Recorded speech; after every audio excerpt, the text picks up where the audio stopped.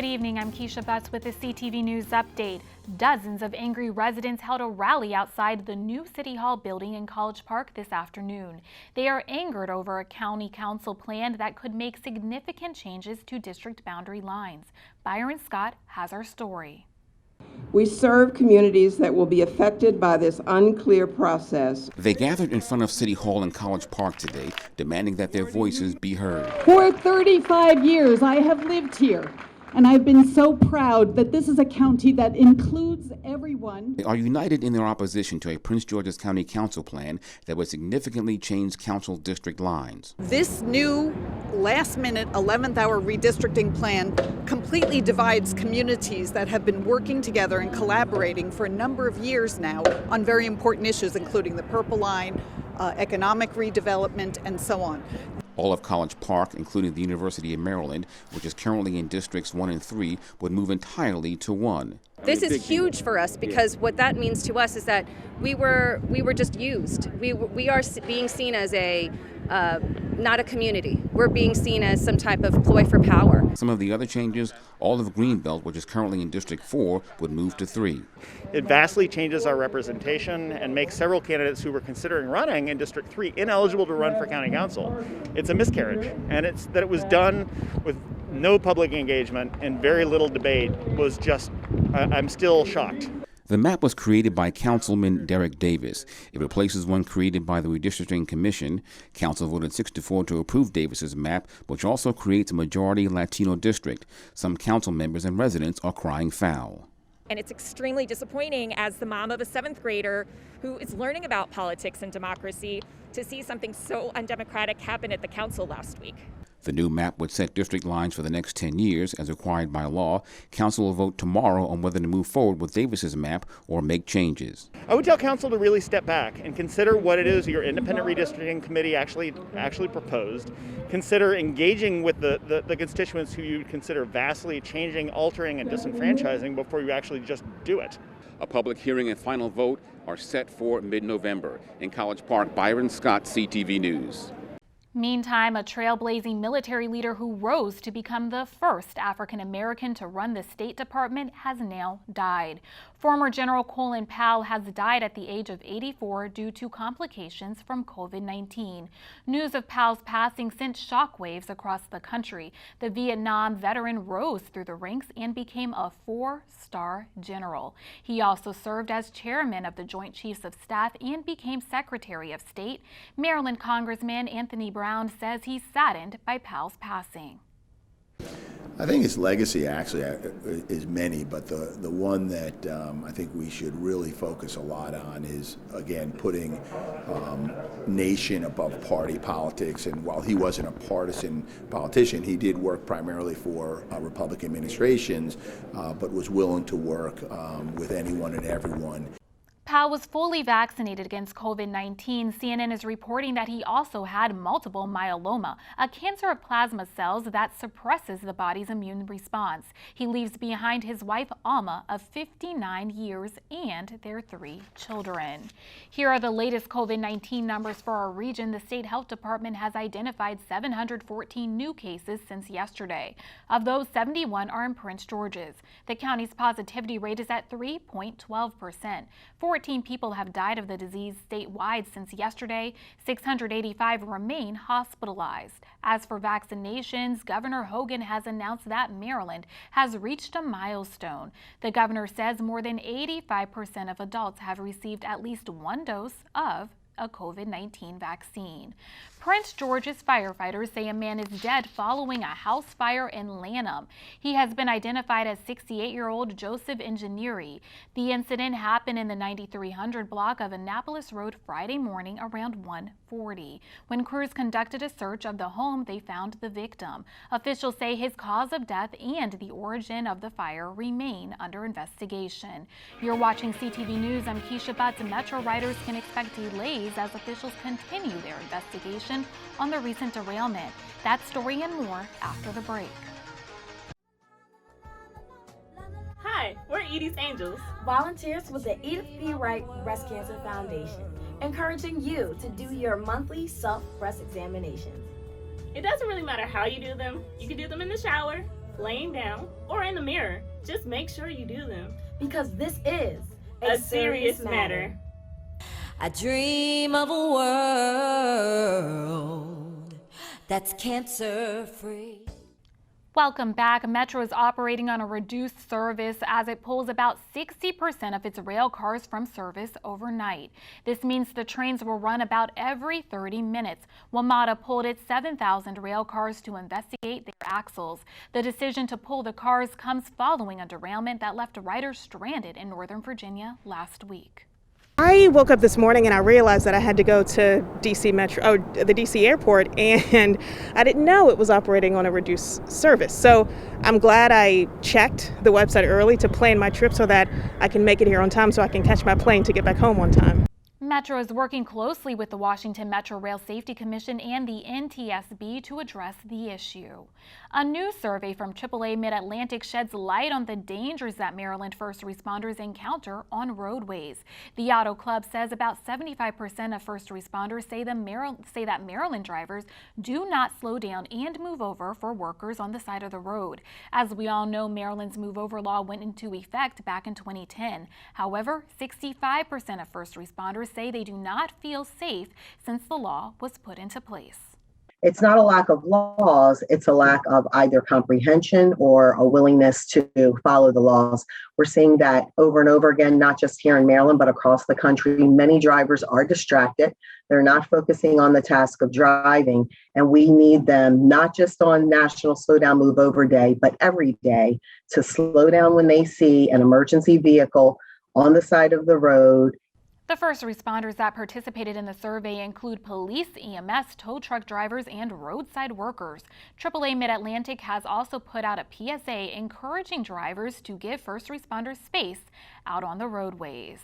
There's a new face heading the Prince George's House delegation. Lawmakers unanimously elected Delegate Nick Charles as the new chair. This comes after former Delegate Eric Barron was sworn in as Maryland's first Black U.S. attorney. Charles says the delegation is going to meet with the county executive to discuss the legislative priorities for next year. However, he says he hopes they can address the hospital's capacity issues and economic development. I want to make sure that is taking place through any piece of legislation that we can, because that's what we all want. You know, growing up here, I've seen other jurisdictions flourish and have robust economic development happening there. And I want the same for our community, for Prince George's County. He also hopes the delegation will reintroduce a bill that would bring beer and wine sales to grocery stores. In other news, dining options on the University of Maryland campus are being cut in half, according to the Diamondback newspaper. School officials say pandemic-related staffing shortages and a decrease in pedestrian traffic have led them to close 9 cafes on campus, leaving 10 open, scattered across campus. A dining services spokesperson says the same factors will also determine changes in cafe operations during future semesters. Many students are unhappy with the decision, saying the closures are making it inconvenient to grab a snack or coffee in between classes or while studying. Still ahead, a local university responds to protest regarding a planned development project. More on this story when we return. I may not be a drummer, but I don't miss a beat when it comes to my monthly self-breast examination. The Edith B. Wright Breast Cancer Foundation encourages everyone to do their monthly self-examination. Thank you. I dream of a world that's cancer-free.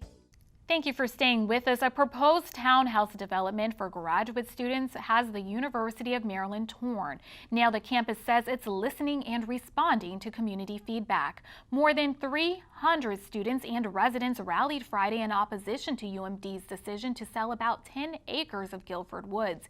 They say deforesting this area will have negative environmental effects. The graduate school dean says students need affordable housing nearby. However, Jan Michael Archer says this development doesn't solve this issue.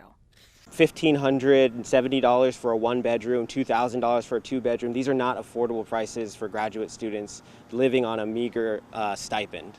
And so that's one claim that hasn't really been addressed to me clearly as how they're like how they're painting this issue as being graduate student housing versus green space and black and white like that. The nuances to this are many. Meantime, the university says the project design is sustainable and that a significant number of trees will continue to form a buffer between the project and neighboring residences. Congressman Anthony Brown tours a Maryland business that is making a name for itself in the automobile industry. The company SEMA Connect manufactures charging stations for electric vehicles. Brown had an opportunity to meet with company leaders and with technicians that are making the technology. If President Biden's Build Back Better agenda is passed, millions of dollars will go toward putting electric vehicle charging stations into low and moderate income neighborhoods. SEMA Connect is located in Bowie. A longtime fixture in Montgomery County plans to permanently close. Saibo's restaurant in Burtonsville announced that it will be closing its doors on Sunday, November 28th, after serving the community for more than 82 years. The announcement was made in a letter to customers by the family who currently owns and operates the restaurant. The family attributes the closure to staffing challenges and supply chain issues experienced since the beginning of the pandemic. It was a tough day yesterday for Washington football. The team forced 3 turnovers in the first half Sunday, eventually leading to a devastating 31-13 loss. The last loss, with at least 3 takeaways, took place September 29th in a 24-3 setback against the New York Giants. The thing we can't do is we can't wait for somebody else. We've got to be willing to make plays. We've got to be willing to take chances and take risks. And that's all part of the game plan, is if we go through the things that we're capable of doing and do them to the way, we need to execute them, we'll give ourselves a chance. And you don't, that's what happens. Every week, coaches, they come up with a good game plan based on the offense that we're playing. And, it's just a matter of us coming out, trusting it, doing what they ask and just making plays. It's one I feel like that slipped through our fingers a little bit. I don't know what happened. I feel like in the first half, we were solid. We was getting to the quarterback, forcing turnovers. And I don't know. That's what we got to look at. When it came down to it, they were the ones making plays, and we got to step up, work on it, and make sure, especially crunch time, when our offense needs the ball back, that we're the ones making those plays. I would say this is the time where we got to be men. We got to look in the mirror and, gut check time. A lot of guys are pissed off, rightfully so. But again, hopefully we can just use that fuel for this week, get ready for Green Bay. It's going to be another tough game. But the guys aren't getting down or no panic. We're pissed off, and we want to come back next week and get going. In other sports news, the Bowie State Bulldogs football team won its 6th straight game on Saturday, staying on top of the CIAA Northern Division. Bowie State jumped out to an early lead with quarterback Jerome Johnson scrambling 31 yards to the end zone and tossing a 44-yard touchdown pass, giving Bowie a 21-3 halftime lead. The Trojans came back to score 41 points in the second half, but the Bulldogs matched Virginia State on the scoreboard, with the defense returning an interception for a touchdown and 2 fourth-quarter touchdown passes to receiver Darius Bowman to seal the win over the Trojans 51-44. The Bulldogs' next game will be in Richmond next Saturday against Virginia Union. Let's get a quick check on our 3-day weather forecast. Tonight, mostly clear with a low around 44. Tuesday, sunny with a high near 71. Wednesday and Thursday, sunny with daytime temps in the mid-70s. And now for the community calendar. Get into the thrills of the holiday. Montgomery County Recreation is hosting free family-friendly events for everyone to enjoy. Enjoy activities such as outdoor movie nights, pumpkin pool, bobbing, costume contest, and more. Events will start this Friday until Halloween. Masks are required to attend. For more information, visit montgomerymd.gov and look for recreation centers. And that wraps up our CTV News Update. Join us again tomorrow evening at 4:30. Have a good night and stay safe.